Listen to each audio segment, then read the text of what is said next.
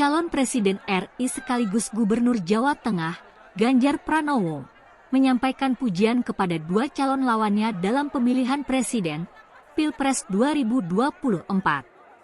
Hal itu dia sampaikan di depan wali kota se-Indonesia dalam rapat kerja nasional Rakernas Asosiasi Pemerintah Kota Seluruh Indonesia, APEKSI ke-16 di Upper Hills, Jalan Metro Tanjung Bunga, Kota Makassar, Provinsi Sulsel, Kamis 13 Juli 2023. APEKSI menjadi panggung bagi bakal calon presiden untuk menyampaikan gagasannya membangun Indonesia.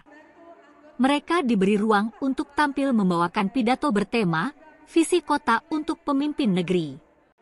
Sayangnya, ketiganya tidak bertemu dalam waktu yang bersamaan. Calon presiden ini masing-masing menyampaikan pidatonya di waktu berbeda. Bakal capres yang dideklarasikan PDIP tersebut tampil lebih dulu. Sebelum dipersilahkan, Ketua APEKSI sekaligus Wali Kota Bogor, Bima Arya memancing Ganjar untuk memberikan penilaian kepada dua kandidat bakal capres lainnya.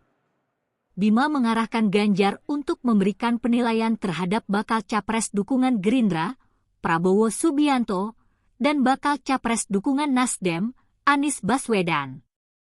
Satu kata untuk dua tokoh tersebut, Ganjar menjawab bahwa Prabowo Subianto adalah senior sementara Anies adalah teman.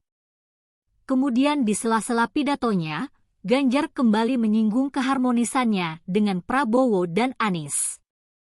Kata Ganjar, ia sudah 2 kali menjadi juru kampanye Presiden Joko Widodo di mana saat itu rivalnya salah Prabowo Subianto. Namun hal tersebut tidak membuat keduanya renggang.